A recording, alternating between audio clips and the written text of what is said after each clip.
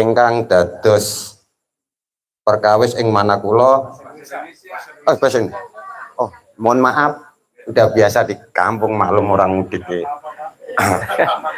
Mohon maaf Romo Kiai, ada sesuatu yang mengganjal di hati. Mohon maaf biar nggak menjadi halangan di hati. Malam ini saya mohon arahan dan pencerahannya Romo Kiai. Nomor 1, setiap saya mendengarkan ceramah baik live maupun di mass media YouTube, Romo Kiai selalu menekankan manusia hidup harus bertemu dengan Allah. Logikanya kita belajarlah bertajali agar bisa ketemu dengan Allah. Nah, saya yang pertanyakan, Gus, Romo Kiai mohon maaf, apakah Gus sendiri panjenengan itu sudah bertemu dengan Allah? Ini mohon maaf ya Gus, biar nggak jadi ini bertentangan dengan hati. Kalau sudah ketemu dengan Allah, maksud dan tujuannya itu apa? Iki pertanyaan lagi niki sepanjang 26 tahun ya. Pertanyaan itu yang kutemukan hari ini, berarti malam ini spesial. Gini Pak,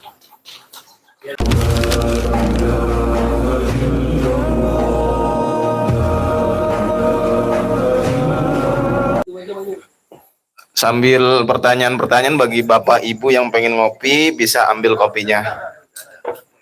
Ampun. Bismillahirrahmanirrahim.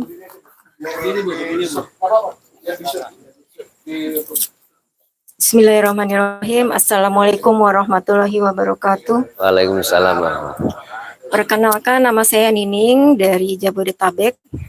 Saya ingin bertanya kepada Gus Mulhason. Yang pertama adalah ketika saya praktekkan suluk itu saya ada rasa dan nyambung kepada Allah Subhanahu wa taala. Tapi ketika saya ulangi lagi itu tidak ada rasa, itu gimana ya, Gus? Yang kemudian saya ngerubah lagi mindset saya supaya saya bisa lebih dekat lagi kepada Allah dengan cara praktek usul. Kemudian berikut lagi nggak ada rasa lagi. Kemudian tiba-tiba ada lagi ketika saya bekerja atau apa-apa ada perasaan langsung dekat dengan Allah. Itu yang pertama. Yang kedua, apakah praktek atau pengenalan Allah itu harus dengan teori dulu atau tiba-tiba Allah mengenalkan diri kepada kita? Kemudian yang ketiga, apakah pemahaman tauhid itu tidak harus dari manusia, hanya dari Allah sendiri yang memahami tentang pengenalan Allah itu sendiri? Itu saja, terima kasih.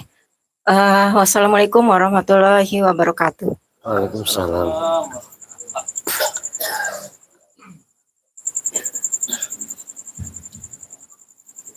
Ketika kami suluk terkadang muncul rasa bisa merasakan agungnya Allah, terkadang juga tidak. Apa tadi?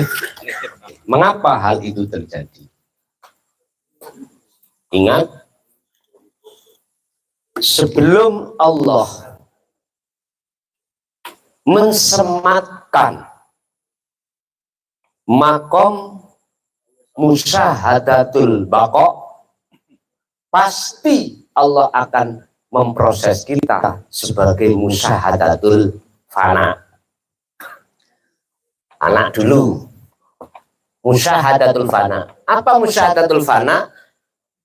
Rasa keakuan Allah ketika si salik suluk bisa merasakan. Besoknya enggak.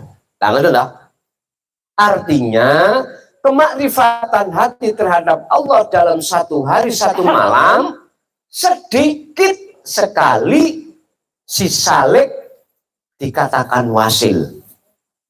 Padahal sudah wasil. Kewasilannya itu hanya sedikit. sedikit.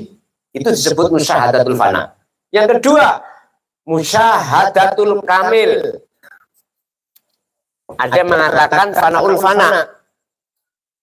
Sama, cuman bedanya kebalikan.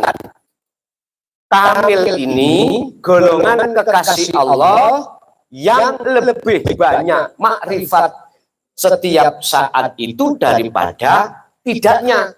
Ibarat dekir, banyak ilinge katimbang laline.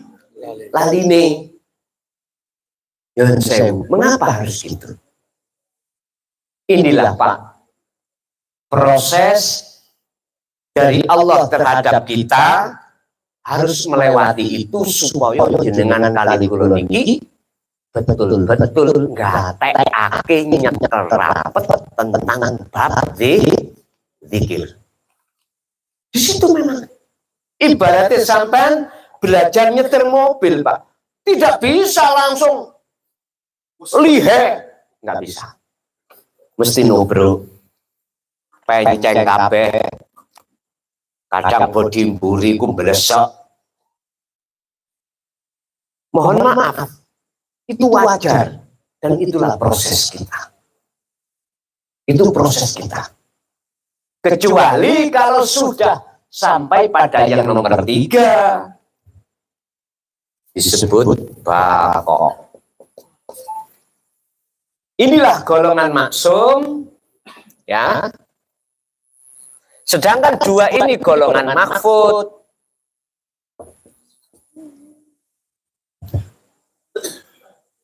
Golongan mahfud itu istilah sepandai-pandai tupai melompat, satu saat akan itu pasti. Lebih-lebih yang ada di musyahadatul fana. Kalau kamil, boten rangkacang. Pertanyaannya yang terpenting di situ, mahfud di mata Allah salah apa enggak? Enggak. Sebab apa? Enggak ada golongan musyahadatul fana atau kamil untuk melupakan Allah, enggak ada. Tapi dipaksa Allah untuk lupa, jatuh. Itu maksud Allah sendiri, liyabluwakum ayyukum ahsanu amala, supaya tambah kuat iman tauhid sampean manakala terus gateake, memperhatikan wajib memegang rapat talinya Allah. Kejaba sing bako maksum, wah ini nggak usah dibahas. Baik tidurnya atau tidak tidurnya, tetap hatinya tidak akan pernah melepaskan kemakrifatan terhadap Allah. Pun itu yang pertama. Berarti jawabannya yang pertama, sebab kita itu diproses Allah untuk menjadi yang terbaik. Dengan catatan, nek jenengan terus berpikirnya. Kedua, apakah praktek untuk menuju kepada Allah? Gimana kan untuk nulis sih lo? Apa mah? Praktek menuju Allah. Diulang. Sini. Apakah praktek pemahaman menuju terhadap Allah? Apakah Harus ada teori gitu ah? ya teori dulu atau Harus teori dulu atau langsung lain ah? ya. Pun, nek zaman kulo Pak, praktek dulu karena teori gak dituturno. Itu akhirnya menghasilkan otodidak. Pemahaman belakangan. Seiring berjalannya praktek akhirnya ketemu. Nah sekarang lebih enak. Dipahamkan dulu ilmunya, lalu jenengan tumindak.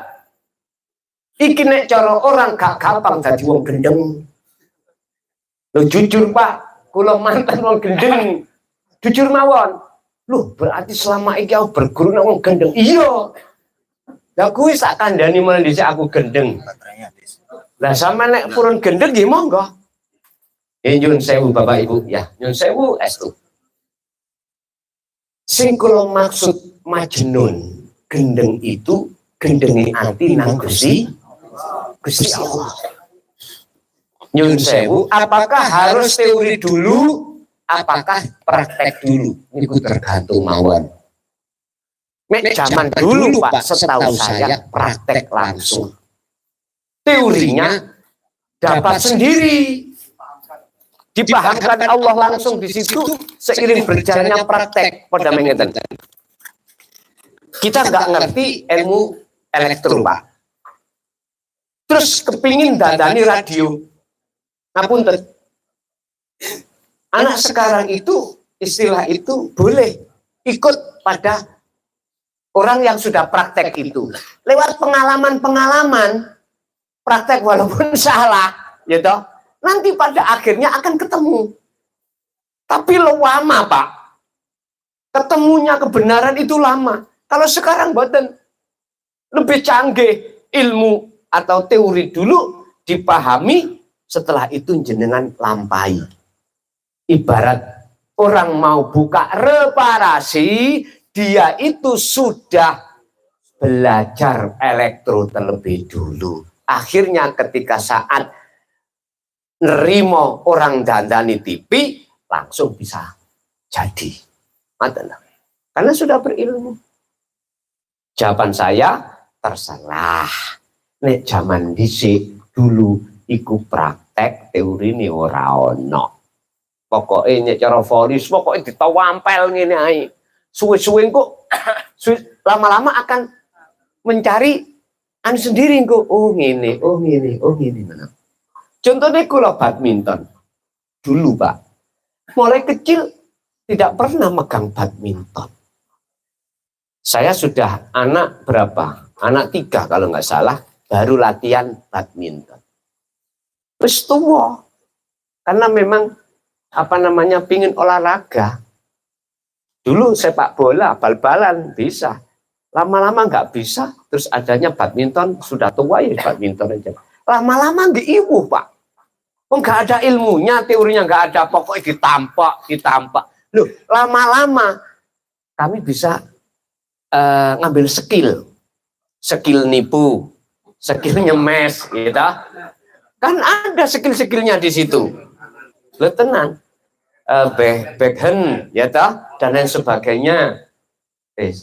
Titik, walaupun tidak sekelas nasional, sekelas RT daripada dulu, loh gitu loh.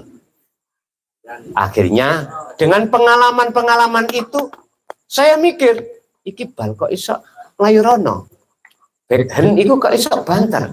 Ternyata, oh caranya megang raketnya itu gini loh itu. Sekarang enak, mulai kecil ilmunya sudah dikasih. Jadi tidak seharusnya jawabannya teori dulu, terserah. Yang ketiga, apakah pemahaman tauhid itu harus lewat manusia saja? Apakah lewat Allah juga bisa? In aroda syai'an ayyakula lahu kun fayakun. Nyun sewu Bapak Ibu. Kita mengatakan itu dari manusia karena kita melihat manusianya. Ya. Padahal saya katakan manusia nggak bisa apa-apa. Sadar sedikitlah siapa di balik guru akhirat itu? Allah. Kalau Allah tidak menggerakkan guru akhirat, nggak akan bisa.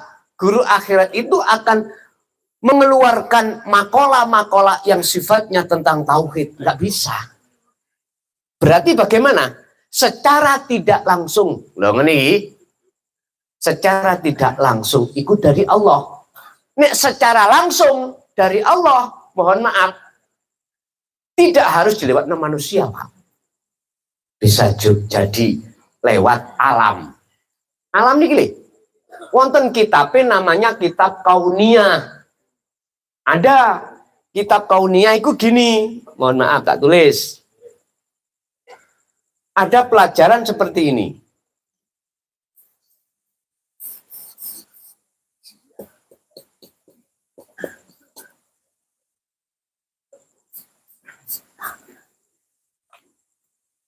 Ada pelajaran di dalam kitab Kauniyah, tulisannya seperti itu. Nek dingengen Pak, apa ya iki ya? Oh iku mendung, terus tadi hujan, terus tandurane iku ijo royo. Lah tauhid ya apa iki? Iki ya apa karepe? Ngeten. Sebelum datangnya hujan, itu laksana jagate anti iki tandus. Otomatis nggak ada kehidupan. Tandus berarti hati ini disebut hati yang mati. Nah, ketika hujan diturunkan, ma'ul mator, kalau bahasa hati kita ma'ul khayah, ilmu dan amal. Maka ketika hati sudah mau menerima hujan itu atau ma'ul khayah, air kehidupan atau ilmu amal, ilmu tauhid dan amal laku, maka disitulah akan terlihat hati yang hidup. Tondone apa? Jenengan kali kula asale ngamukan, belutrek, muring-muringan, mesti hilang seiring berjalannya waktu. Asale jenengan kali kula kalau melihat tetangga enak titik bisa tuku sepeda motor, wis iri, hasut ning ati. Apalagi beli roda 4. Wis tambah ngamuk ngene. Masalah mungsuh, masalah. Dungane apa? Gusti, obrukno Gusti nang kono. Insyaallah itu hati yang mati. Tapi kalau sudah kemasukan ini, aku yakin semuanya akan Allah hapus, Allah hilangkan dari jagate hati sampean. Karena apa? Karena disebut hati yang hidup. Sehingga biar kemewahan dunia apapun yang berkenaan langsung dengan kita atau dengan orang lain, hati itu tidak bisa terpengaruh. Laksana ikan hidup di tengah air asin, dia pun tidak terasa asin. Dan ikan itu matanya juga tidak perih ketika saat ada di lautan. Nggak ada ikan perih. Tahu perih, Pak? Nggak ada. Padahal setiap saat yang namanya jasadnya itu campur dengan air asin. Mengapa nggak asin? Karena ikannya hidup makanan. Pertanyaan berikutnya, pun tiga no? Berarti niku Bu, bisa jadi langsung Allah, bisa jadi secara tidak langsung juga Allah. Secara langsung Allah, alam. Langsung dibimbing alam langsung. Dibimbing Allah lewat ngalam. Aslinya langsung Gusti Allah. Berkata. Oke, dari bapak-bapak ada yang ingin bertanya? Oh, Mbak itu. Mungkin sekedar mengingatkan bapak-bapak, ibu-ibu harap menjaga kebersihannya. Karena dari pihak manajemen wanti-wanti agar menjaga kebersihannya. Kalau enggak nanti bisa kena tanda. Dan jangan injak-injak rumput. Seperti itu. Monggo Pak. Bismillahirrahmanirrahim. Para panitia, saha sedulur-sedulur, sedanten jamaah ingkang hadir ing dalu menika. Ingkang sepindah, ingsun memperkenalkan diri inggih menika Sugianto saking JB Tangerang. Ingkang dados perkawis ing Manakula. Oh, mohon maaf, udah biasa di kampung maklum orang mudik ya. Mohon maaf Romo Kiai, ada sesuatu yang mengganjal di hati. Mohon maaf biar nggak menjadi halangan di hati. Malam ini saya mohon arahan dan pencerahannya Romo Kiai. Nomor 1, setiap saya mendengarkan ceramah baik live maupun di mass media YouTube, Romo Kiai selalu menekankan manusia hidup harus bertemu dengan Allah. Logikanya kita belajarlah bertajali agar bisa ketemu dengan Allah. Nah, saya yang pertanyakan, Gus, Romo Kiai mohon maaf, apakah Gus sendiri panjenengan itu sudah bertemu dengan Allah. Ini mohon maaf ya Gus, biar nggak jadi ini bertentangan dengan hati. Kalau sudah ketemu dengan Allah, maksud dan tujuannya itu apa? Itu. Terus yang kedua, kita sebagai makhluk Allah, dengan apa yang sering diutarakan Gus, kita harus kembali ke Allah. Dalam arti kalau jasad kita meninggal, dan kalau pulang rohnya kita kembali. Apa yang kita bawa pada saat kita menghadap Allah itu Gus. Nah, itu yang kedua. Yang ketiga nih mohon maaf, saya mau foto dengan Gus juga nggak enak, nanti bersama-sama aja lah ngoten mawon. Nah, sebelumnya terima kasih Gusti Allah. Semoga malam ini para jemaah selalu dalam lindungan Allah, dalam keadaan apapun diberikan keselamatan, kesehatan. Lillahi laumul fatihah.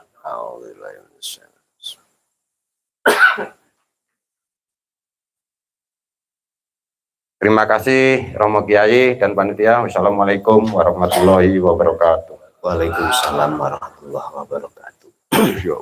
Sepurone pamit. Iki pertanyaan lagi niki.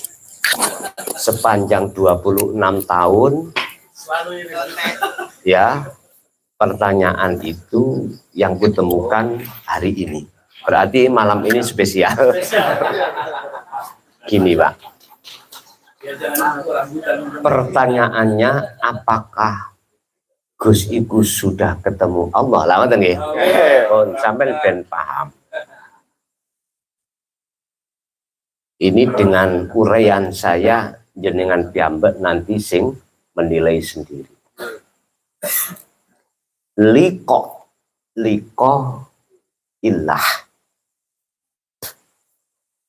bertemu Allah itu cara basa Jawanya manunggaling kawula Gusti.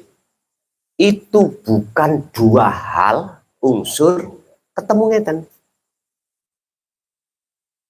Iki yang harus jenengan ketahui. Hukum salik dengan hukumnya wasil kapodo. Hukumnya orang am memakai akal syariat, hukumnya orang khos memakai iman. Itu enggak sama. Antara si salik dengan wasil enggak sama. Antara am dengan khos enggak sama. Hukum Rasulullah ketika Isra nggak sama ketika Mi'raj, betul sama. Manusia diberikan Allah dua mata karena manusia unsur ada dua, jasmani dan rohani. Jasmani Allah berikan mata namanya ainul basariyah untuk menyaksikan dan melihat wujudnya alam dunia. Ruhani Allah berikan mata namanya ainul basirah untuk hanya menyaksikan ilallah.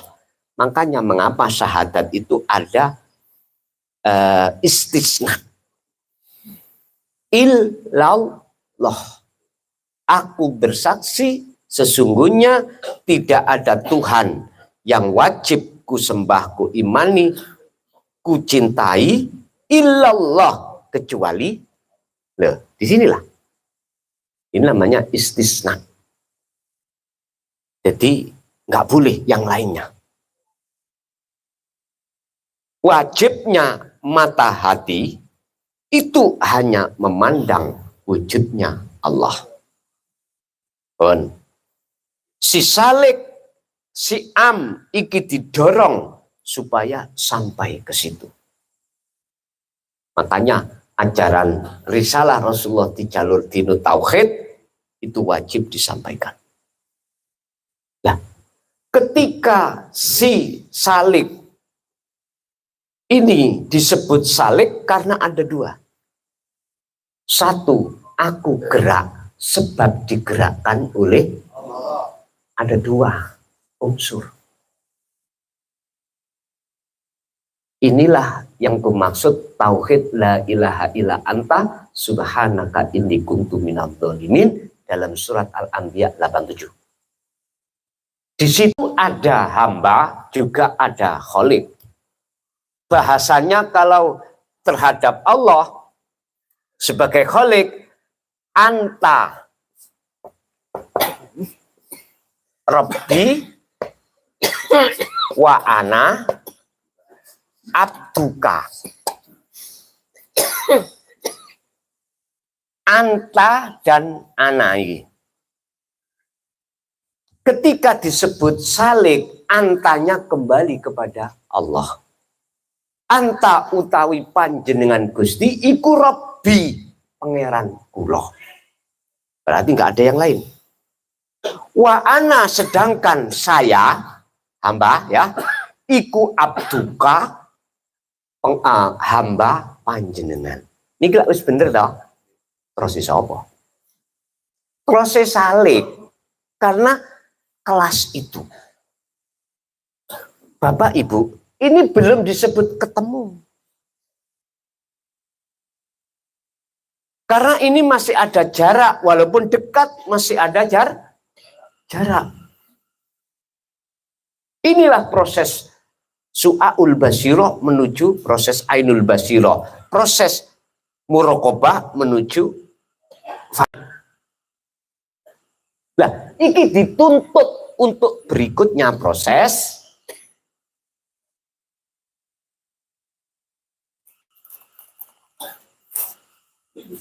prosesnya apa? Antara Rabbi ana abduka iku ora ono fana semuanya. Jadilah ana kembali terhadap Allah. Innani sesungguhnya saya, ana yo saya, iku Allahu Allah. La ilaha illa ana, tidak ada Tuhan kecuali aku. Oleh sebab itu fa'budni, sembahlah aku. Wa aqimis sholat, tegakkanlah sholat lidzikri semata untuk mengingatku. Allah wis gak ono. Nama Allah sudah tidak ada. Nama hamba yang nggak ada. Rabbi abduka sudah nggak ada. Ketika saat jenengan iku sudah di zona ini, maka itu sudah dikatakan bertemu.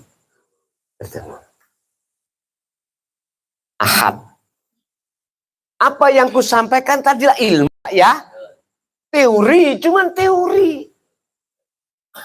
Nah, untuk menyatakan, membuktikan teori itu betul-betul dikatakan ahad, itu tadi. Jangan tak ajak praktek didik wau. Tondoni wong sing betul-betul dikatakan sudah sampai pada Allah. Gak pernah wong iku ngaku. Justru wong iku nek ngaku ya ora. Aku Allah. Kalian gelok pun posisi ini, aku Allah, artinya kembali kemana? Nek makhluk. Bagaimana surat Al-Anbiya berbicara tentang masalah aku Allah 29? Musyrik. Tak boleh. Dan itu loh Pak, nanti kebenaran aku Allah muncul dengan otomatis.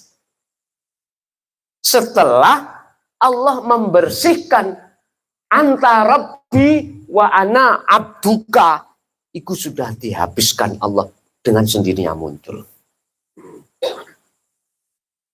Nggak diuncul-uncul, muncul dewe otomatis ini. Otomatis. Jadi kalau pertanyaan apakah jenengan iku Gus sudah ketemu Allah dereng, tak jawab cara belak-belakan.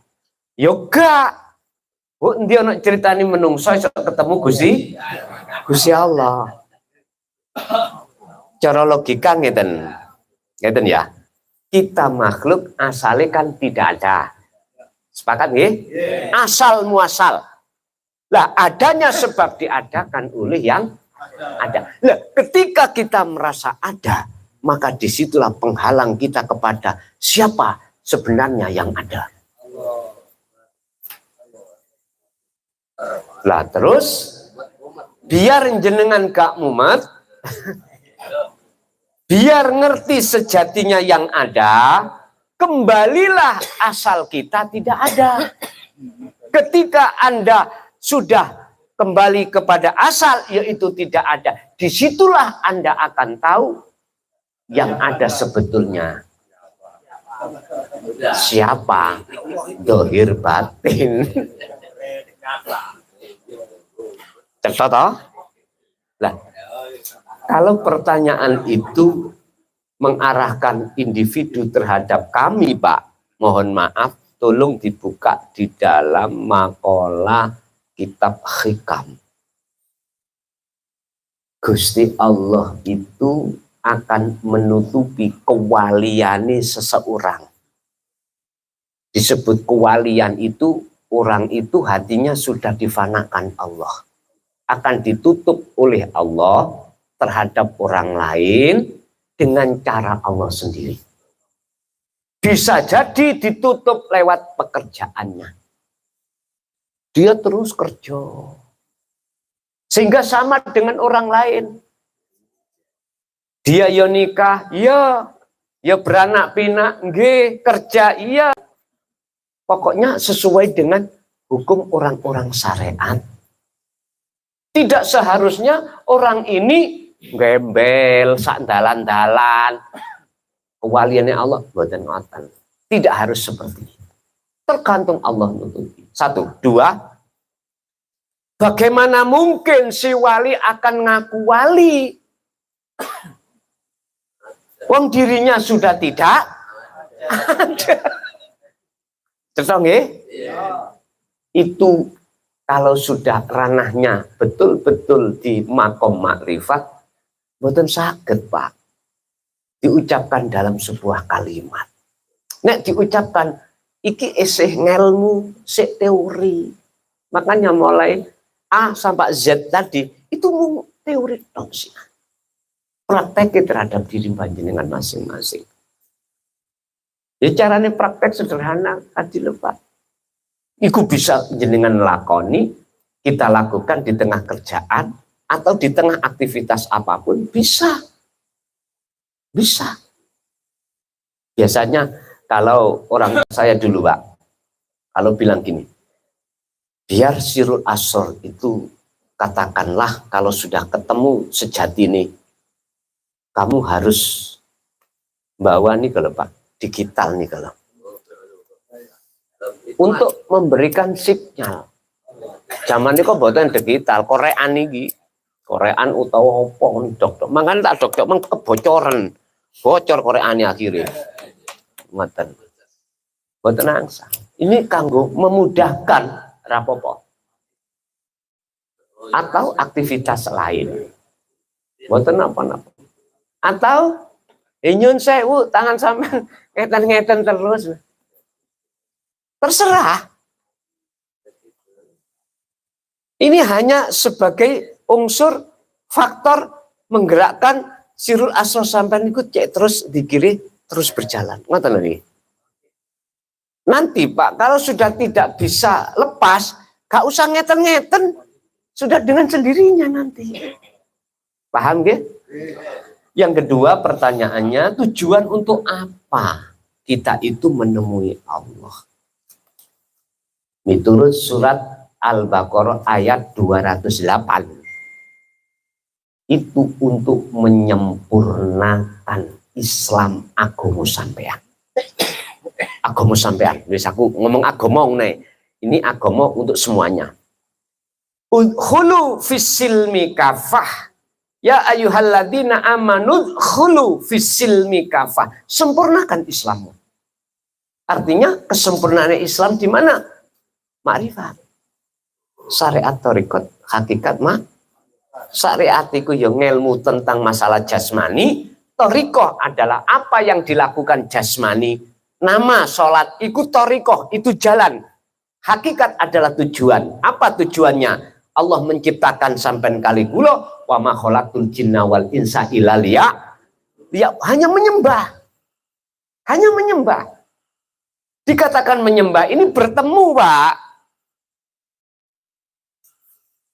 Jadi aktivitas apapun itu toriko, jikalau jenengan dasari hakikat, tujuannya adalah menyembah, ini sudah jenengan membawa wasilah atau kuncinya, maka bisa sampai makrifat. Makrifat itu apa? Nyatane hakikat disebut makrifat. Laksana jenengan dari rumah masing-masing ke sini, syariate pakai sepeda, pakai mobil. Jalannya terserah. Tujuannya ngaji. Kalau sudah sampai di sini, maka inilah nyatanya hakikat disebut makrifat. Aku bertanya, ketika saat di sini, mana mobil sampean? Mana jalan sampean? Sementara sampean parkir. Ikhlas ridho melepas. Kalau sampean gak ikhlas gak ridho ngelepas iku mau, artinya sampean bawa ke sini sampean gembol. Iku hukumnya keliru, Pak. Makanya mengapa Pak Panitia damel parkir sendiri untuk mobil gak boleh dibawa ke majelis ini. Iku tata krama, Pak.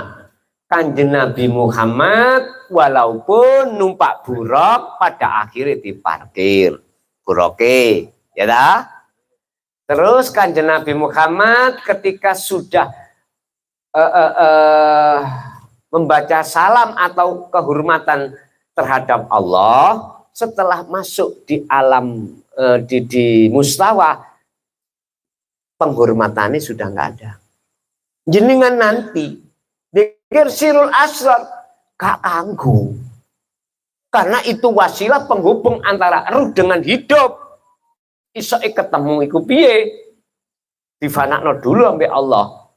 Dikatakan untuk bertemu Allah berarti dikir iki wis gak kanggu. Laksana orang naik ke loteng harus pakai tangga.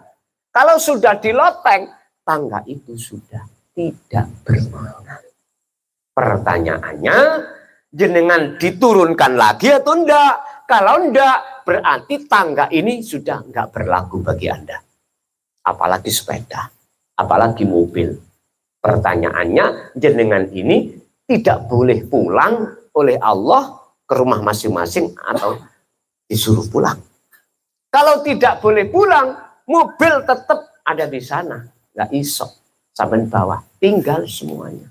Tapi sampai jika disuruh untuk pulang, maka mobilnya dipakai lagi. Torikoh jalannya dilewati lagi. Artinya ngeten, Pak. Jiwa seseorang, ruh kalau sudah ditarik Allah di alam makrifat, mustawa, mohon maaf, pertanyaannya itu disuruh kembali apa enggak ke alam dunia. Kalau enggak, maka garwo gak kanggo, anak gak kanggo, semuanya gak kanggo. Berarti lahir batin sampai tinggalkan. Itulah namanya isduet. Iya, isduet lah niku. Nama isdet. Mohon maaf, kalau bahasa Inggris gak ngerti loh. Pokoknya tak waca isduet, ngoten ya. Tapi jika jenengan dikembalikan lagi, itu ada visi Allah. Jatuhnya di dalam ayat ku anfusakum wa ahlikum naro. Pun sampai visi orang dekat sampean, ahli, anak, istri. Tuduhno oleh-olehan sampai habis menghadap Allah. Apa yang harus dilakukan kita? Urusan anak menolak, istri menolak, urusan belakangan. Sing penting jenengan ku amfusakum wa ahlikum naro. Ini nanti jika dilebarkan Allah nang orang lain, ya udah, jenengan harus laksanakan apapun resikonya. Tetap itu harus sampaikan. Resiko sing mesti terjadi, jenengan disesat-sesat. Wis titik. Bisa. Ini wis mesti. Dan ini juga berlaku pada diri saya. tapi tidak saya salahkan karena beliau-beliau itu belum mengerti. Coba kalau sudah mengerti sejatine fana, sejatine makrifat itu bagaimana? Dia akan sadar. Bagaimana mungkin kita menyalahkan seseorang ketika orang itu berjalan dalam keadaan mata ini tertutup atau buta, di depan ada tembok, nabrak tembok, mak teriak. Salah betul? Betul. Bagi saya tidak saya salahkan, saya maklumi karena dia tidak tahu kalau di depan ada tembok. Sama orang-orang golongan sholatnya gak iso khusyuk, gak iso ketemu Allah, salahkah? Boten. Bagi saya tak maklumi karena hatinya masih buta terhadap Allah. Sing penting dia mau terima ini dan dia pelajari dan dia praktekkan sedikit demi sedikit. Saya yakin Allah sudah berjanji kok. Ya. Jadi tujuannya pertama adalah menyempurnakan keislaman sampean. Kedua, menyempurnakan atas janji sampean kali kula sebelum ruh itu disambungno, didadekno siji ambek raga. Alastu bi rabbikum qalu bala syahidna. Al-A'raf ya. Al-A'raf kalau nggak salah itu ayat 172. Di situ roh itu semua berjanji sebelum ditiupkan ke jasad. Janji sampai kali kula mung situ. Kak, sampai dengan saya tidak akan pernah menyembah, tidak akan pernah bercinta, tidak akan pernah jenengan beriman kecuali hanya yang esa. Itu aja. Makanya jenengan kali kula ketika dilahirkan sampai sebelum akil balik, ini fitrah jiwa kita. Artinya masih setia pada Allah. Tapi ketika akil balik, jiwa ini memandang pacar baru. Yaitu makhluk yang ada di dunia, alam dunia. Garwo, anak, dunia bro. Wis ganti pak cinta sampan kali kula ngalih pacar baru. Berkasih mesra, kata Allah dalam surat Ibrahim ayat 3, wa yastahibbunal hayata dunya 'alal akhirah. Mereka itu, Pak, ketika sudah kadung mencintai pacar baru ya roda 4, pacar baru ya macam-macam pokoknya dunya. Maka mereka 'alal akhirah pasti melupakan pacar lama. Artinya nggak sadar. Kalau semua makhluk itu gerak seperti gerak nih Allah, betul sadar. Kalau semua apa yang mereka bawa itu milik Allah, justru kita akan mengakui milik kita. Atas dasar iki keringat saya sendiri. Bahaya. Usaha saya sendiri. Doa saya sendiri. Mata. Inilah Pak. Sejarah Nabi atau Rasul satu-satunya Nabi Yunus yang mengatakan Subhanaka inni kuntu minat merasa dolim. Setingkat beliau merasa dolim. Kayak ini merasa dolim. Ngakui ini sih. Melihat makhluk beliau sudah merasa dolim. Lawang kita tutup Nabi, tutup Rasul. Bahasa syariat ya. Bahasa syariat. Mestinya itu lebih nemen oleh getuni atau oleh meratapi. Tapi mboten kebanyakan. Kebanyakan mboten. Mereka gak ngerti sejatine Gusti Allah, gak ngerti sejatine Rasul. Akhirnya ya seperti itu Bapak Ibu. Yes. Yang ketiga, tujuan apa kita itu untuk mendekat dan bertemu Allah? Nyun sewu ingkang akeh. Tujuane wong mangan iku napa? Umumnya kepingin ngilangi lapar, tekone wareg atau kenyang. Tujuan wong makan lho Pak ya. Tujuan orang makan di situ. Bukan untuk merasakan nikmatnya nasi padang, enggak. Itu kan jatuhnya ada di mulut atau di lesan, di ilat ini, di lidah. Tapi kalau sudah masuk, nggak ada bedanya sudah. Artinya apa, Pak? Silahkan Anda memakai jalan yang mana untuk bertemu Allah. Silakan. Gak usah gontok-gontokan. Gak usah saling menyalahkan. Lewat thariqah mana? Monggo. Sing penting tujuan sampai iku bisa tertuju. Inilah Pak yang ku maksud supaya ning dodo sampai iki tidak ada persekutuan. Titik. Lanjut. Silakan dari ibu-ibu.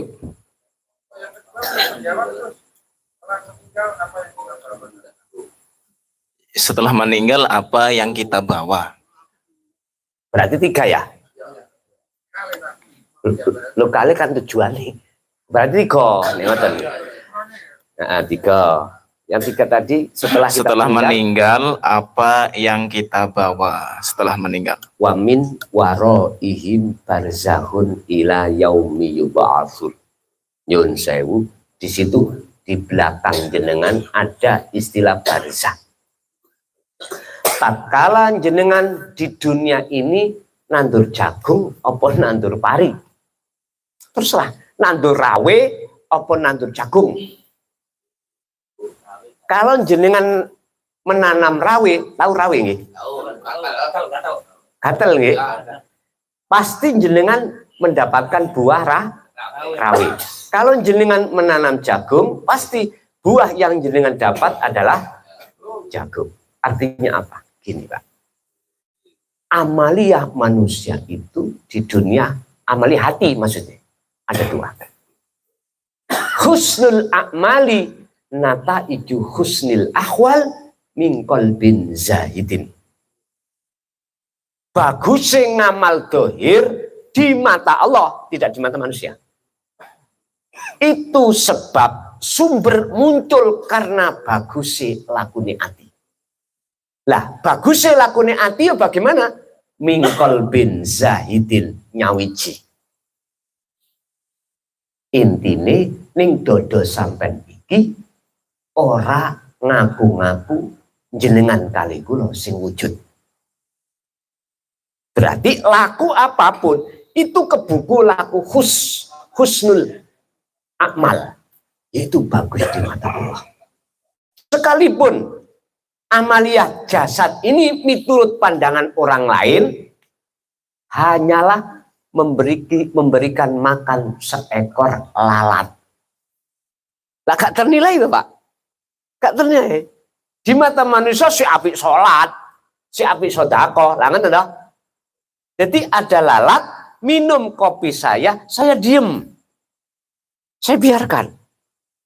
Gak malah saya tutup. Jari hadis. Ini ono laler mencolok nanggoni ngombe mudalepno pisan. Ya klagep-klagep Pak. Yang alasannya katanya lare laler siji sing kiwa iku penyakit, sing tengen iku obat. Delepno. Terus kula takok, mboten diunyek pisan mawon. Nyun sewu, saya tidak kerana di sini. Gini, ranahnya Imam Ghazali itu memandang wujudnya Allah di dalam diri seorang lalat. Itu.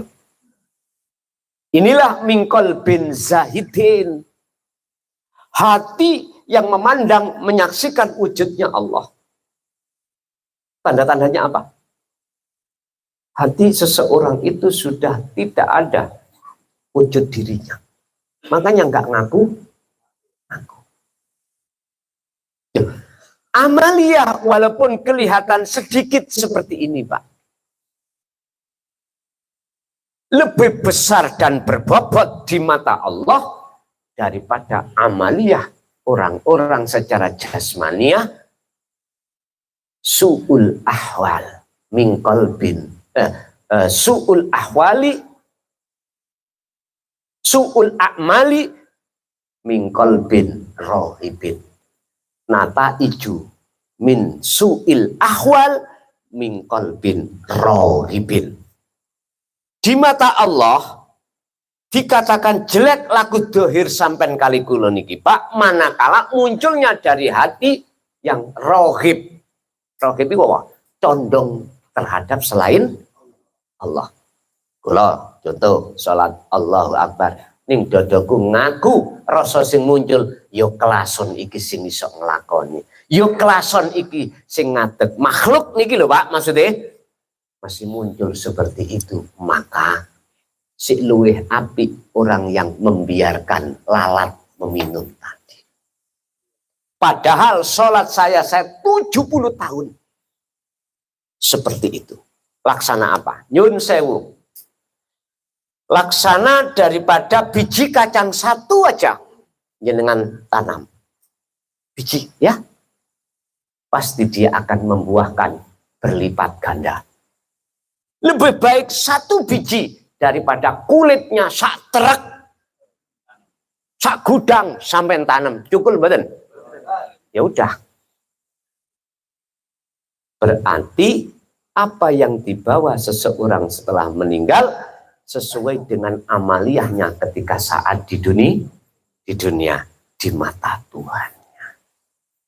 Dan di mata menungso wis nomor loro. Nomor loro yang sampai penting bagaimana di mata Tuhan.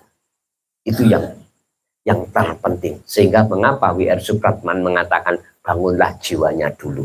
Setelah itu bangunlah badannya. Quran ya mana?